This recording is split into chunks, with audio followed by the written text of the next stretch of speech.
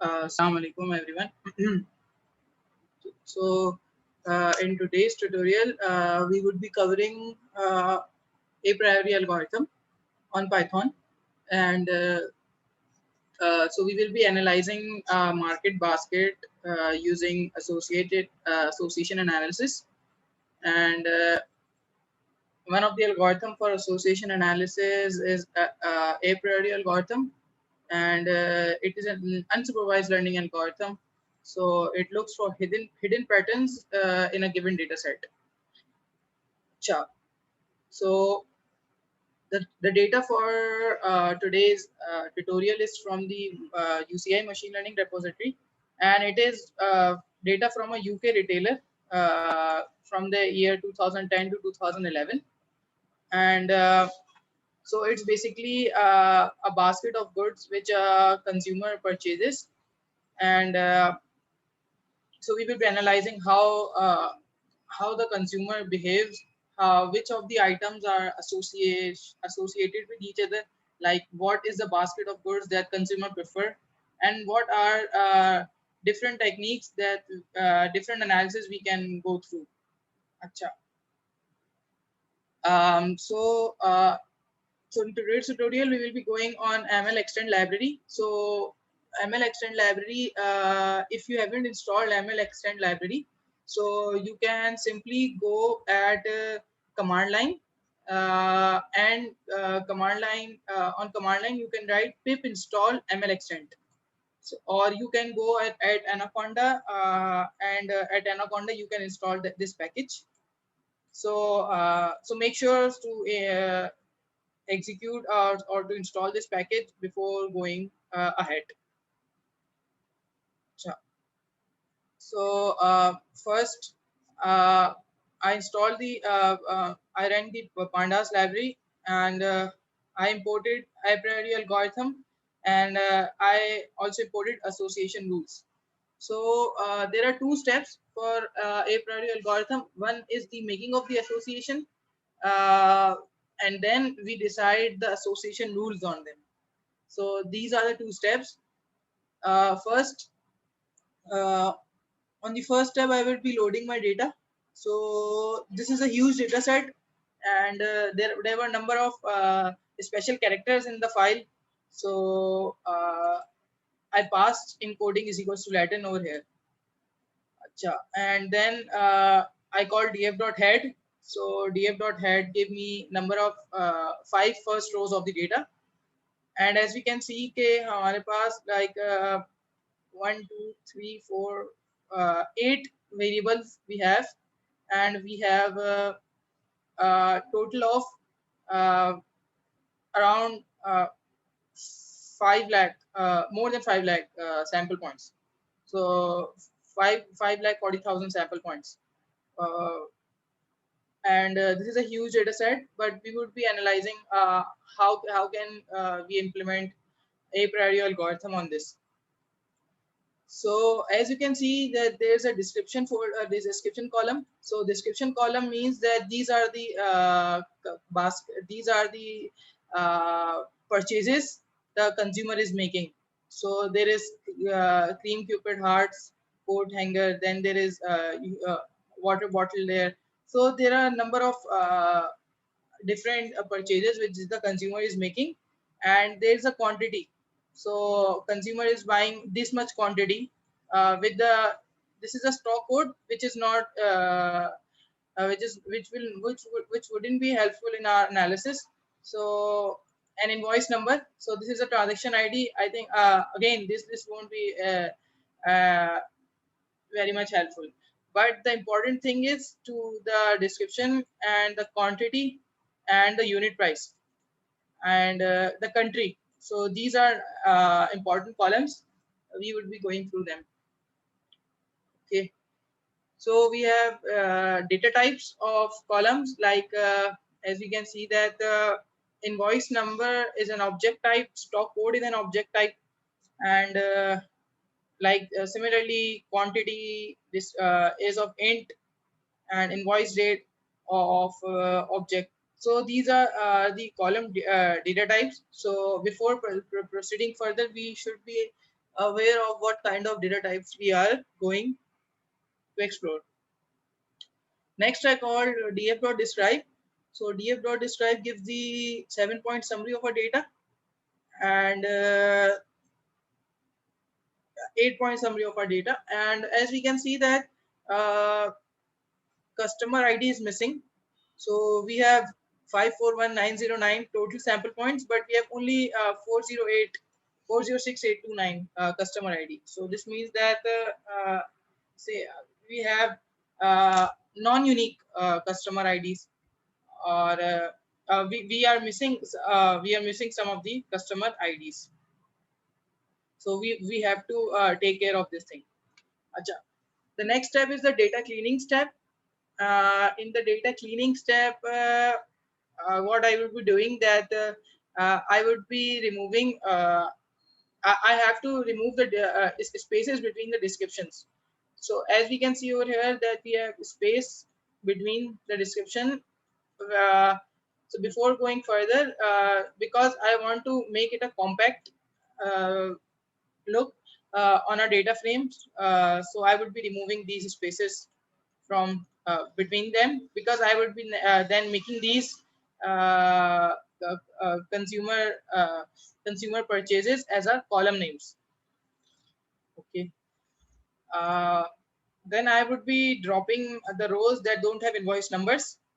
So as I said before, that these are the invoice numbers. So invoice numbers that don't have the invoice numbers means that the purchases have not been made.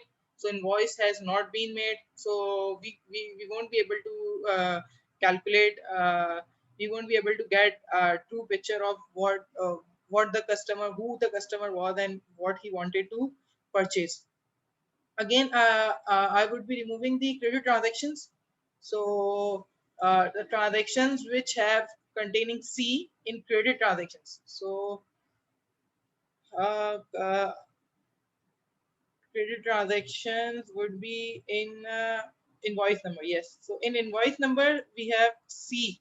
So in some invoice numbers we have C written.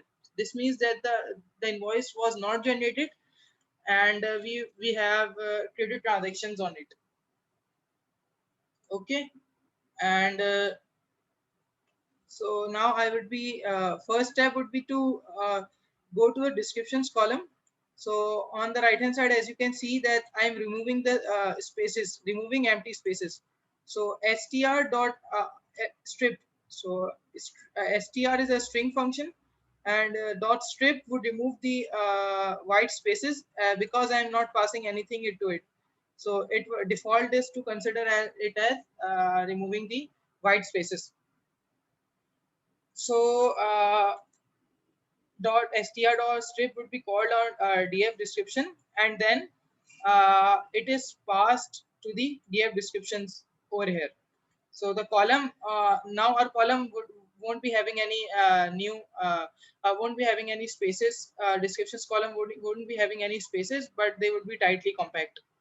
Okay. The next thing is to I am dropping NA values. NA values means NaN values, and I am dropping on the invoice number. So invoice number, as I said before, that invoice drop rows that don't have invoice number. So many rows were there in the data which didn't have the invoice number, so I would be dropping them. Next, on the invoice number, I am converting it as a string data type.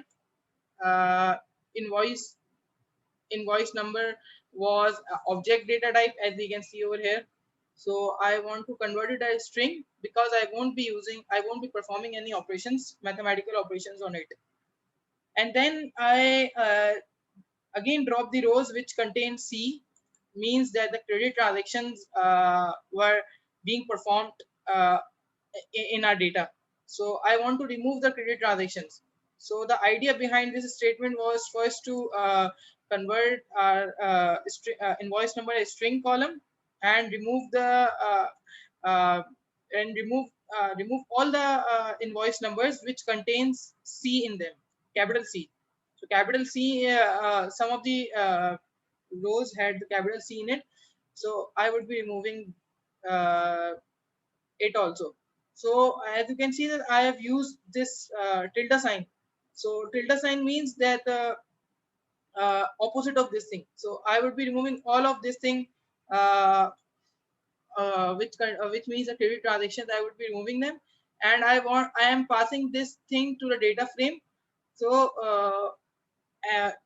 anything apart from this thing, apart from this condition, that it would be passed to our data frame, and all the columns we would be getting in our data frame would be without the credit transactions. Okay.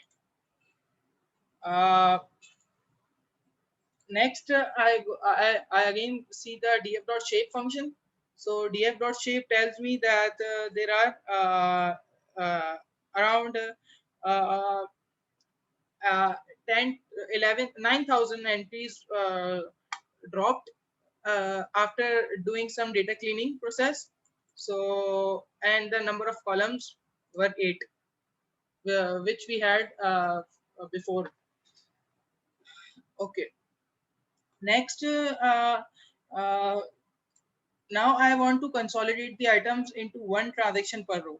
This means that I want my data frame to look like something like one transaction on each row, and I want to one hot import. So one hot import is a terminology used in data sciences. So this means that one hot encoding means that we want to get our column as ones, where we have uh, true data, and zero if we don't have any data in that column. Okay.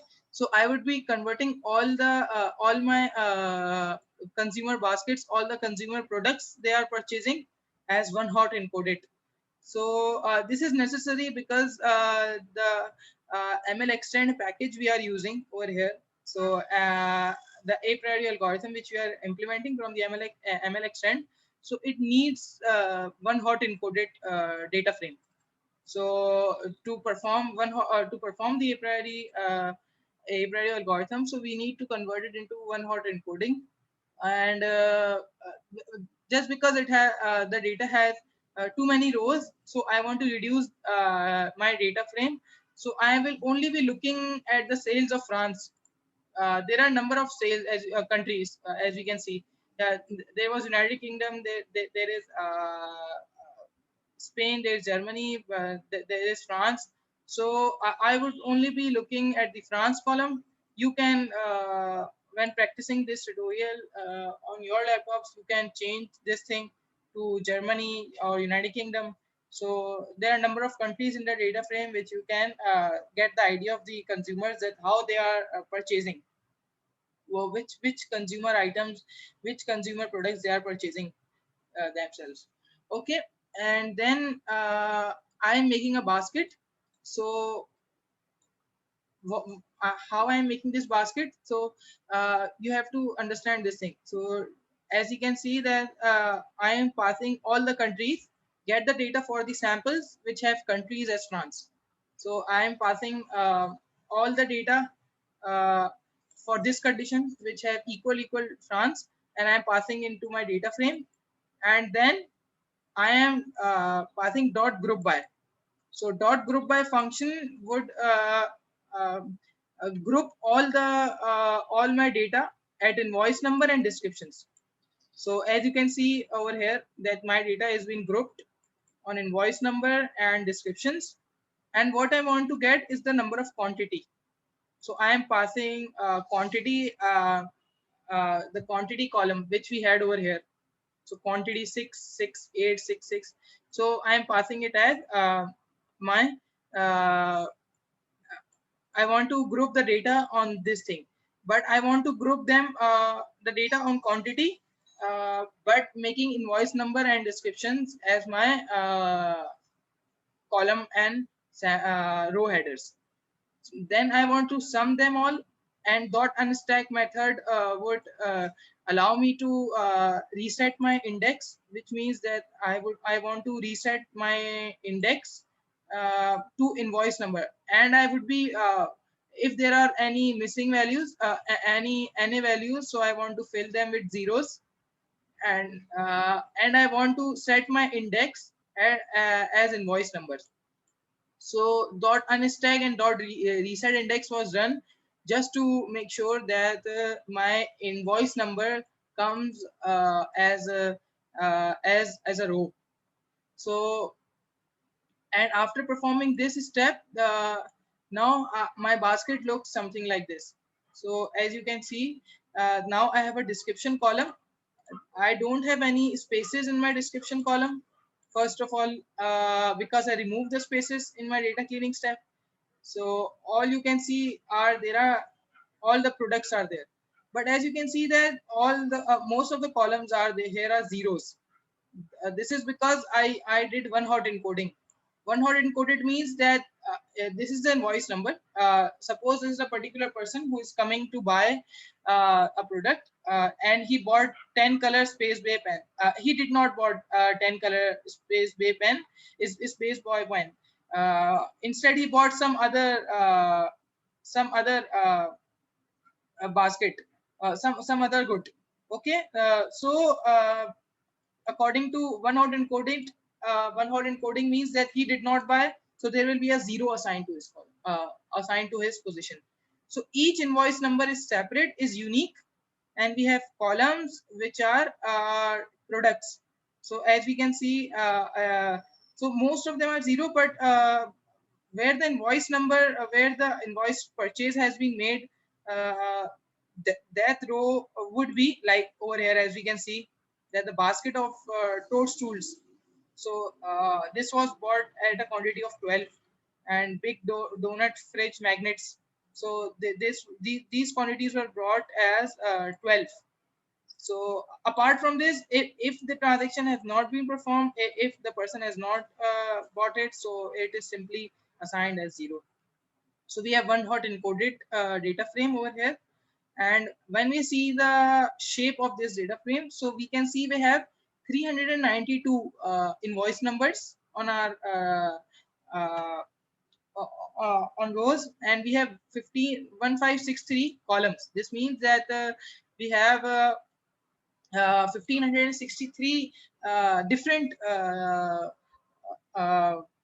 products on our columns, and 392 sample points. But because I wanted to make my data small, so I only choose the France in my basket. Okay, so this is the reason that the data frame has been uh, in a small size.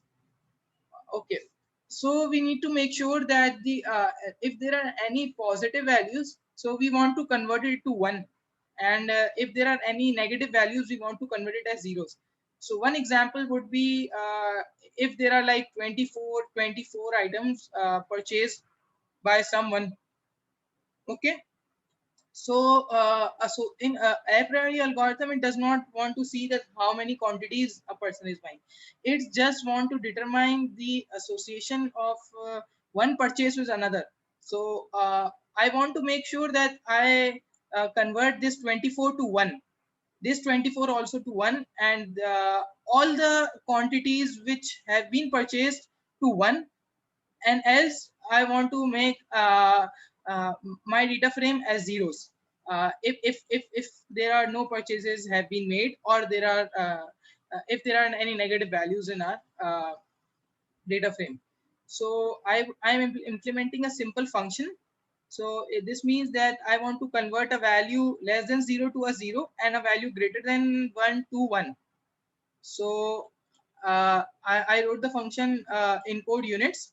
So if it's we pass a data frame to it, and it would convert it would apply this logic function to on it. So as we can see that if there are negative values, so I am saying return 0, and if there are positive values greater than equal to 1, not positive but greater than equal to 1, so I just want to make it 1. Do not make it, I'm saying do not make it 6, do not make it 24. I just want to get a whole of my data frame as 1 or zeros, as 1 or zeros. Okay, and then I am applying this function using apply map.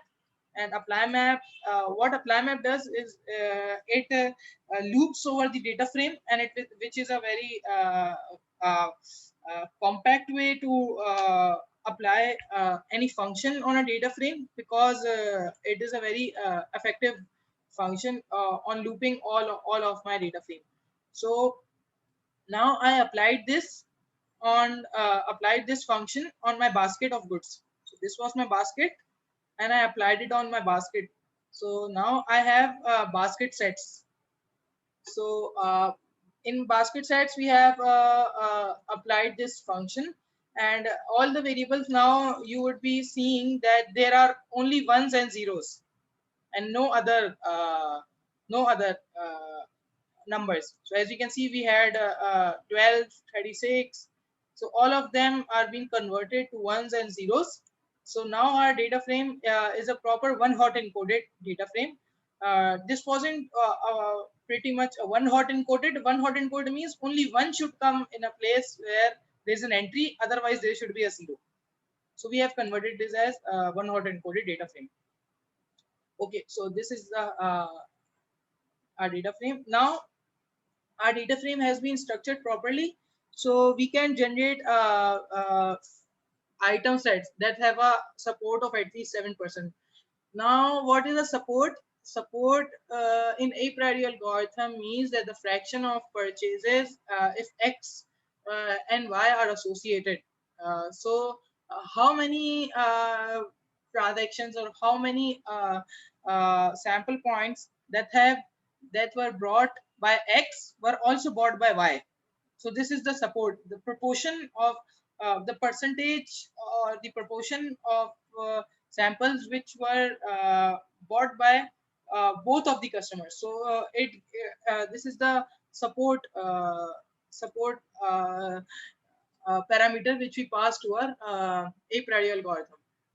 There's support, and other one is confidence interval. So these two things are there as a parameter.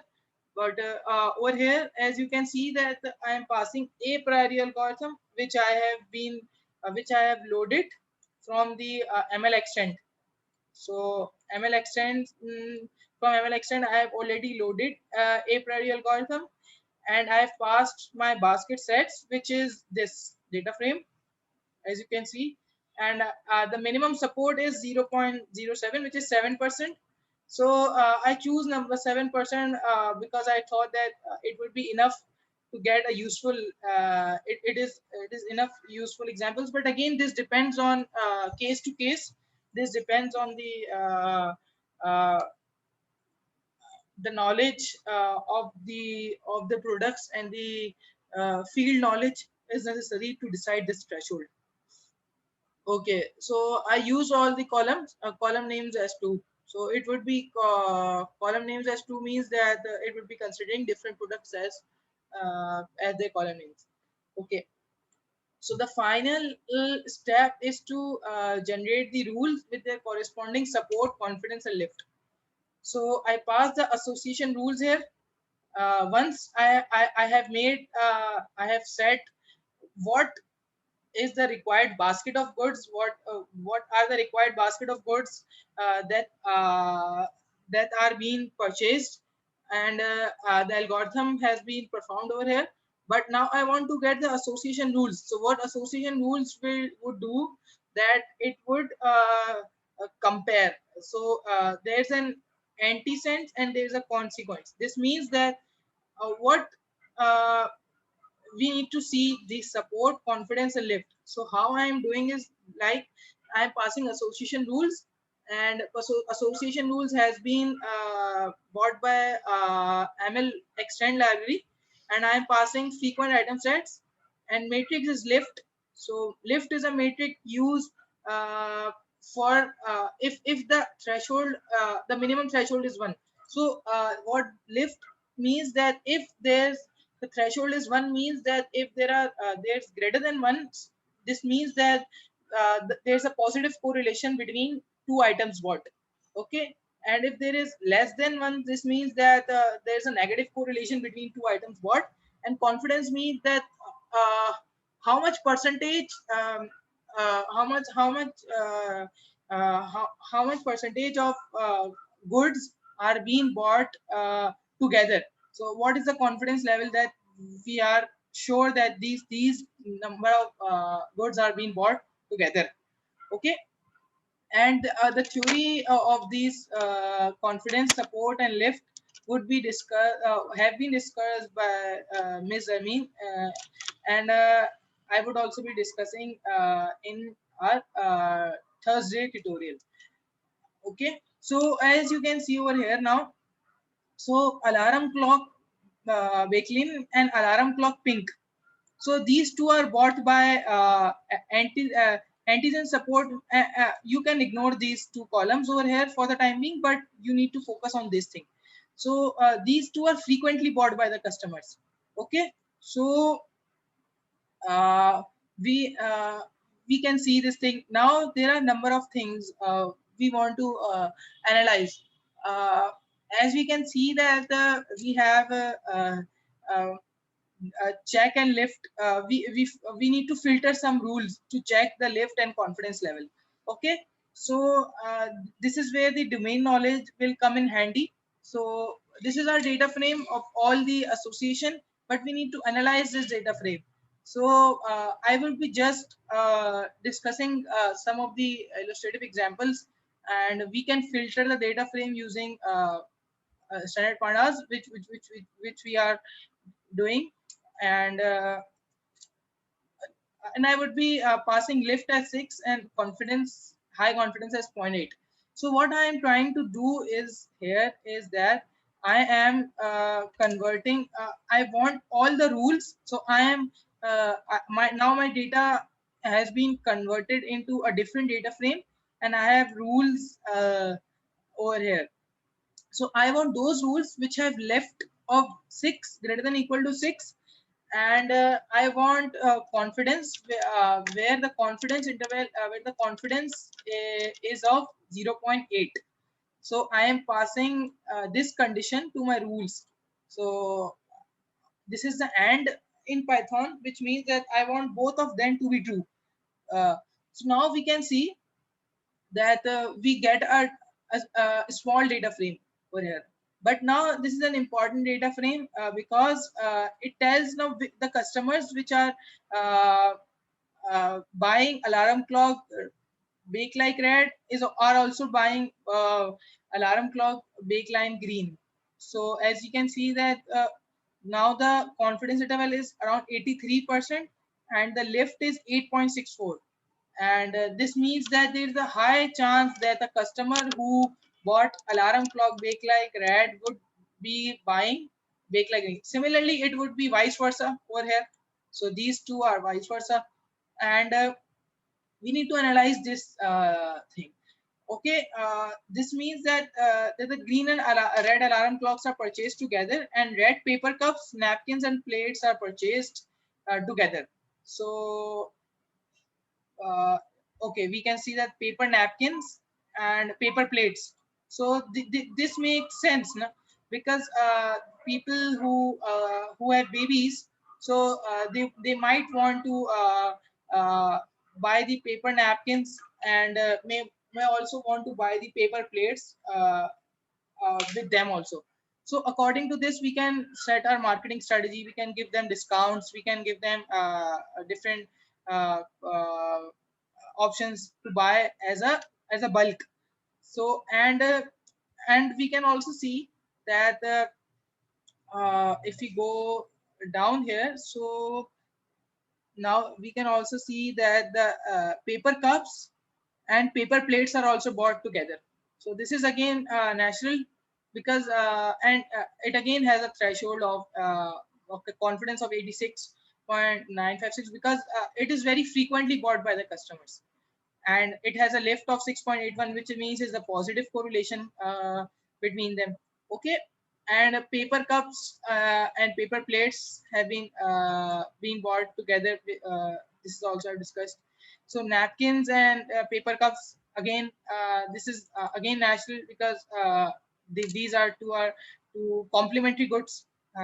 So in this way we get an idea that what are the different products which a customer buys, and according to this we would suggest that what marketing strategies, what advertisement strategies, how should we place our product, and how should we capture the psychology of our customer. And to understand the psychology of a customer, we can use a priori algorithm by using ML extend package uh, to get an idea about how to perform the analysis. So I think this would be it.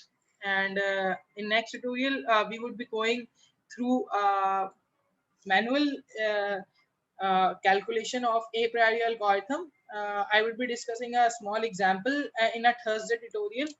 Um, so where will we go? We will be exploring these confidence lift and support over there also, and how we will be seeing that how these algorithms manually work. Okay, I think so. Thank you, everyone.